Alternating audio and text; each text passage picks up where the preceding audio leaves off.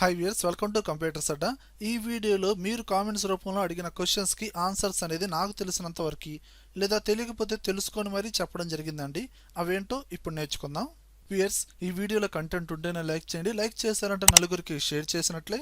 అలానే YouTube channel ఇంతవరకు subscribe చేసుకోకపోతే వెంటనే సబ్స్క్రైబ్ చేసుకోండి. పక్కనే ఉన్న బెల్ ఐకాన్ని ప్రెస్ చేయండి. ఇప్పుడు మనం డైరెక్ట్గా కాన్సెప్ట్లోకి వెళ్ళిపోదాం.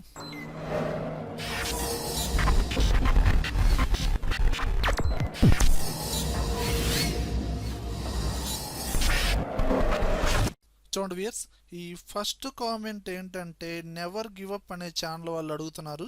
సార్, ఈ ఎక్సెల్లో డేటాని ప్రింటింగ్ ఇచ్చేటప్పుడు ప్రతి పేజీకి హెడ్డింగ్ అనేది డిస్ప్లే అవ్వట్లేదండి. కొంచెం సొల్యూషన్ ఏందో చెప్పండి. ఓకే, అంటే ఎక్సెల్లో ప్రతి పేజీలో ఆటోమేటిక్గా హెడ్డింగ్ అనేది రావాలి అంటే ప్రింటింగ్ ఇచ్చేటప్పుడు ఆ రిపోర్ట్కి సంబంధించిన హెడ్డింగ్ అనేది రావాలి అంటే ఆ డేటా అనేది మీరు ఏం చేయాలి, డైరెక్ట్గా సెల్స్లో టైప్ చేయకూడదండి. హెడరు ఫుటరు అని సమ్ ఏరియాస్ ఉంటాయి ఎక్సెల్లో, అందులో మాత్రమే ఇవ్వాలి. దీని గురించి క్లియర్గా అంటే ఈ హెడరు ఫుటర్ గురించి ఎక్సెల్లో క్లియర్గా ఒక వీడియో ఇచ్చానండి. ఇన్ కేస్ ఆ వీడియో చూడకపోతే పైన ఐకార్డ్స్లో ఇచ్చాను, చూసుకోండి. అయినా జనరల్గా చెప్పాలి అంటే ఒకసారి రిపోర్ట్ చూడండి.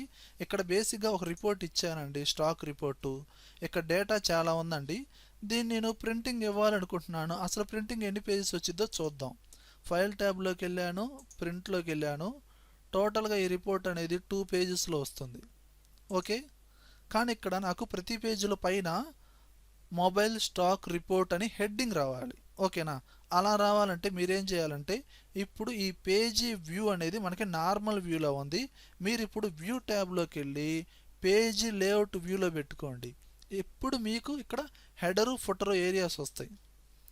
ఇక్కడ పైన హెడ్డింగ్ ఏదైతే కావాలనుకుంటున్నారో ఆ కంటెంట్ని ఇక్కడ టైప్ చేయండి. ఓకేనా? ఇదిగో చూడండి, ఇక్కడ నేను టైప్ చేస్తున్నాను, నాకు మొబైల్స్ స్టాక్ రిపోర్ట్ అని ఇలా ఇచ్చేసి ఈ డేటాని సెలెక్షన్ చేసి నార్మల్ ఆప్షన్స్ హోమ్ ట్యాబ్లోకి వెళ్ళిపోయి సైజ్ పెంచుకోవడం, బోల్డ్ అప్లై చేసుకోవడం, కావాలంటే కలర్ మార్చుకోవడం, ఇదంతా అప్లై చేసుకోవచ్చు. దీని తర్వాత మీరు ప్రింటింగ్ ఇచ్చేటప్పుడు ఇదిగోండి ఏం జరుగుతుందో చూడండి. ఫస్ట్ పేజీలో మొబైల్ స్టాక్ రిపోర్టు, అలానే సెకండ్ పేజీకి వచ్చాను, సేమ్ హెడ్డింగ్ అనేది డిస్ప్లే అవుతుంది. ఓకేనా? ఈ విధంగా అలా హెడర్లో ఫుటర్లో పేజీ నెంబర్స్ కూడా క్రియేట్ చేయొచ్చు. ఇలా కంప్లీట్గా మీకు ఏంటంటే ఆల్రెడీ ఒక వీడియో ఇచ్చాను, చూసుకోండి. ఓకే, అండ్ నెక్స్ట్ కామెంట్ వచ్చి గీతా సత్యనారాయణ గారు అడుగుతున్నారు, ఇమేజ్లో టెక్స్ట్ అనేది ఎలా యాడ్ చేయాలి. అండ్ టెక్స్ట్ యాడ్ చేసిన తర్వాత ఇమేజ్తో పాటు టెక్స్ట్ కూడా మూవ్ అవుతూ ఉండాలంట. యాక్చువల్గా ఎంఎస్ వర్డ్ అయినా, ఎక్సెల్ అయినా, పవర్ పాయింట్ అయినా షేప్స్ అనేది డ్రా చేయొచ్చు, అందులో టెక్స్ట్ కూడా యాడ్ చేయొచ్చు. కానీ మీ కంప్యూటర్లో ఉన్న పిక్చర్ మీద టెక్స్ట్ యాడ్ చేయాలి అంటే ఇప్పుడు జనరల్గా మనం ఎనదర్గా ఇంకో ఆప్షన్ వాడాలి. ఎందుకంటే ఒక ఇమేజ్ ఇన్సర్ట్ చేస్తాం, దాని మీద టెక్స్ట్ కూడా రావాలి అంటే మీరు మళ్ళీ ఒక షేప్ తీసుకొని షేప్లో టెక్స్ట్ యాడ్ చేసి ఈ షేప్ని తీసుకొచ్చి ఇమేజ్ మీద పెట్టి రెండింటిని గ్రూపింగ్ చేయాలి. ఆ షేప్ అవుట్లైన్ కలర్ అనేది హైడ్ చేసుకోవాలి. ఇదిగో చూడండి, ఎక్సెల్లో అయినా వర్డ్లో అయినా సేమ్ ఆప్షన్స్ ఏనండి. చూడండి వ్యూయర్స్, నేను ఎంఎస్ వర్డ్లోనే ఈ ఆప్షన్ అనేది వాడుతున్నానండి. ఇప్పుడు ముందుగా మనం ఏం చేద్దాం అంటే ఒక పిక్చర్ ఓపెన్ చేద్దాం. ఇన్సర్ట్ ట్యాబ్లోకి వెళ్ళి పిక్చర్ ఓపెన్ చేశాను. డైరెక్ట్గా మన కంప్యూటర్లో ఉన్న పిక్చర్ ఏదైనా ఒక పిక్చర్ని సెలెక్షన్ చేయండి, ఇన్సర్ట్. ఓకే, ఇప్పుడు ఈ పిక్చర్ అనేది మనం డ్రాగ్ చేస్తుంటే మూవ్ అవ్వట్లేదు. మీరేం చేస్తారంటే ఫార్మేట్ ట్యాబ్లో పొజిషన్ అనేది ఎక్కడో చోట పెట్టుకొని ఇప్పుడు మూవ్ చేయండి, కావాల్సిన చోట మూవ్ అయ్యింది. ఓకే, పిక్చర్ మూవ్ అవుతుంది. మరి ఇప్పుడు టెక్స్ట్ ఎలా తీసుకోవాలి అనుకుంటే మీరేం చేస్తారంటే షేప్ తీసుకోండి. ఇన్సర్ట్లోకి వెళ్ళండి, షేప్లోకి వెళ్ళండి, ఒక రెక్టాంగిల్, రౌండెడ్ రెక్టాంగిల్ ఏదో ఒక షేప్ తీసుకొని డ్రా చేయండి. ఇందులో కావాల్సిన టెక్స్ట్ మీరు పిక్చర్ మీద టెక్స్ట్ యాడ్ చేద్దాం అనుకుంటున్నారు కదా, ఆ టెక్స్ట్ని ఆ షేప్లో ఫిల్ చేయండి. ఓకేనా? నేనేం చేస్తున్నాను, షేప్ మీద రైట్ క్లిక్ ఇచ్చి యాడ్ టెక్స్ట్, ఇందులో ఇక్కడ నేను సిఏ ఇలా టైప్ చేశానండి. అండ్ ఇక్కడ ఈ షేప్కి మనకి ఎలాంటి కలరు అవసరం లేదు, ఓన్లీ టెక్స్ట్ ఇంపార్టెంట్ కాబట్టి షేప్ని సెలెక్షన్ చేయండి. షేప్ ఫిల్లోకి వెళ్ళండి. ఇక్కడ మీరేం చేస్తారు, నో ఫిల్. చూడండి, ముందు ఈ ఫాంట్ కలర్ అనేది వైట్లో ఉంది, వైట్ కలిసిపోతుంది కాబట్టి ఈ సెలెక్షన్ చేసి టెక్స్ట్ కలర్ అనేది ఓకే రెడ్ ఇచ్చాను. కావాలంటే కొంచెం సైజు పెంచుకోండి, మీ ఇష్టం. ఫాంట్ స్టైల్ మార్చుకోండి.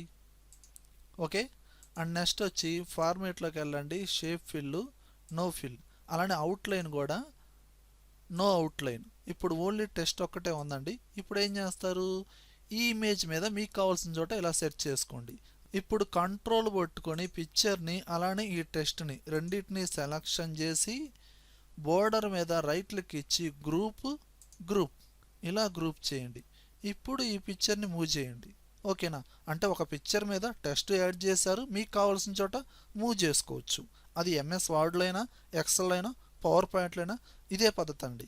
ఓకే, అండ్ నెక్స్ట్ కామెంట్ వచ్చి ఉషా బల్లిపోయినా అనే వాళ్ళు అడుగుతున్నారు, ఆటో క్యాడ్లో డైమెన్షన్స్ అనేవి డిస్ప్లే అవటం లేదు సార్. ఓకే, అంటే మీరు ఏదైనా డ్రాయింగ్ని డ్రా చేసేటప్పుడు, ఏదైనా లైన్ డ్రా చేసేటప్పుడు డైమెన్షన్ అనేది డిస్ప్లే అవ్వట్లేదా, లేదా వన్స్ డ్రా చేసిన తర్వాత మీకు ఏంటంటే దాని అవుట్పుట్ డైమెన్షన్ అనేది డిస్ప్లే అవ్వట్లేదా? ఇక్కడ 2 డౌట్స్ ఉన్నాయి. ముందుగా మనం ఏంటంటే జనరల్గా ఆటో క్యాడ్లో ఏదైనా డ్రాయింగ్ని డ్రా చేసేటప్పుడు డైమెన్షన్ దాని ఇన్పుట్ అనేది డిస్ప్లే అవ్వట్లేదు అనుకోండి, ఒక ఆప్షన్ ఆన్ చేసుకోవాలి. ఇదిగో చూడండి, మనకి ఆటో క్యాడ్లో స్టేటస్ బార్లో ఈ కార్నర్లో మీకు ఏంటంటే ఈ ఆప్షన్ క్లిక్ చేయండి, కస్టమైజేషను. ఇక్కడ డైనమిక్ ఇన్పుట్ అనే ఆప్షన్ ఉంటుంది. లేదా మీరు కొంచెం ఓల్డ్ వర్షన్ వాడుతున్నారు అనుకోండి, డైరెక్ట్గా స్టేటస్ బార్లో ఇక్కడే డిస్ప్లే అవుతూ ఉంటుందండి డైనమిక్ ఇన్పుట్. దీనికి షార్ట్ కట్ F12. ఓకేనా, దీన్ని ఆన్ చేసుకున్నారనుకోండి, మీరు ఒక లైన్ డ్రా చేస్తున్నారు లేదా ఒక సర్కిల్ డ్రా చేస్తున్నారు, దాని డైమెన్షన్ అనేది అక్కడ డిస్ప్లే అవుతూ ఉంటుంది. ఓకేనా, అదే ఆ డైనమిక్ ఇన్పుట్ ఆఫ్లో ఉందనుకోండి, అసలు మీరు ఎంత మెజర్మెంట్తో డ్రా చేస్తున్నారో ఏందనేది డిస్ప్లే అవ్వదు. ఓకేనా, ఆ డైనమిక్ ఇన్పుట్కి షార్ట్ కట్ F12 లేదా డైరెక్ట్గా స్టేటస్ బార్లో ఆప్షన్ ఉంటుంది, ఇదైనా వాడండి. ఓకే, అండ్ నెక్స్ట్ కామెంట్ వచ్చి బంతల రమేష్ గారు అడుగుతున్నారు, ఈ ఎక్సెల్లో నేను 1/1/2020 అనే డేట్ని ఎంటర్ చేసి డ్రాగ్ చేస్తుంటే ఇది 12 వరకే వస్తుందండి. దాని తర్వాత అగైన్ మళ్ళీ 1 నుంచి స్టార్ట్ అవుతుంది. అంటే నాకు 31 దాకా రావాలి కదండి, అలా రావట్లేదు.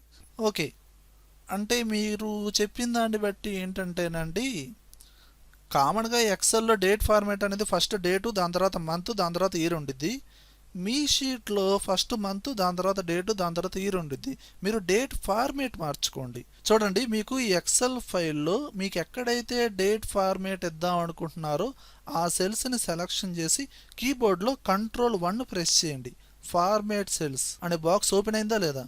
ఇందులో మనకి డేట్ అనే దాంట్లోకి వెళ్ళి ఇదిగోండి కావాల్సిన డేట్ ఫార్మేట్ అనేది ఇక్కడ చూజ్ చేసుకోండి. ఇక్కడ పర్టికులర్గా ఎలా ఉంది, మనకి ఫస్ట్ డేటు అండ్ మంత్, దాని తర్వాత ఇయర్. ఇందులో పర్టికులర్ ఫార్మేట్ని మీరు సెలెక్షన్ చేసి ఓకే చేయండి. ఇలా ఓకే చేసిన తర్వాత మీరు క్లిక్ చేసిన సెల్స్లో మీరు అప్లై చేసిన ఫార్మేట్తో ఆ డేట్ అనేది డిస్ప్లే అవుతూ ఉంటుంది. ఓకే, అండ్ నెక్స్ట్ కామెంట్ వచ్చి జీఈసీ ఈవెంట్స్ వారు అడుగుతున్నారు, మీరు రికార్డింగ్కి ఏ సాఫ్ట్వేర్ వాడుతున్నారని. నేను క్యామ్తాషియా వాడతానండి. ఓకేనా, అంటే ఎడ్యుకేషనల్ పరంగా ఈ క్యామ్తాషియా నాకు కొంచెం బాగా నచ్చింది. ఇంకా ప్రొఫెషనల్గా వాడాలి అనుకుంటే మీరు ఈ ఫిల్మోరా, ప్రీమియర్ ప్రో ఇలాంటివి వాడుకోవచ్చు. ఓకే, అలానే ఈ ట్రేడింగ్ ఎజిలిటీ వీడియోస్ వాళ్ళు అడుగుతున్నారు, ఎడిట్ ఆప్షన్ రావట్లేదండి. ఎంఎస్ వర్డ్లో ఐడి కార్డ్ డిజైన్ చేసేటప్పుడు ఈ ఎడిట్ ఆప్షన్ అనేది రావట్లేదండి అంటారు. మీరు వాడే వర్షన్ బట్టి ఆప్షన్ ఉంటుందండి. ఓల్డ్ వర్షన్లో ఆప్షన్ లేదండి. లైక్ ఎంఎస్ ఆఫీస్ 2007 వర్షన్లో అనుకోండి, మనకి ఒక షేప్ అనేది డ్రా చేసిన తర్వాత ఎడిట్ ఆప్షన్స్ అనేది ఇవ్వండి. ఇంకా అడ్వాన్స్డ్ వర్షన్ 2010, 13, 16, 19 వర్షన్లో మనకి ఈ ఆప్షన్లు ఉంటాయి. అంటే ఒక షేప్ డ్రా చేసిన తర్వాత దాన్ని ఇంకా అడ్వాన్స్డ్గా మనకు కావాల్సిన షేప్ లాగా మలుచుకోవడం, అది చేంజ్ చేసుకోవచ్చు, ఆ షేప్ని ఎడిట్ చేసుకోవచ్చు. ఇవి అడ్వాన్స్డ్ వర్షన్లోనే ఉంటుంది. ఓకేనండి, మీ డౌట్స్ క్లియర్ అయినట్టే కదా వ్యూయర్స్? ఈ వీడియో కనుక నచ్చినట్టయితే లైక్ చేయండి, కామెంట్ చేయండి, షేర్ చేయండి. ఒకవేళ యూట్యూబ్ ఛానల్ సబ్స్క్రైబ్ చేసుకోకపోతే వెంటనే సబ్స్క్రైబ్ చేయండి. Thank you very much.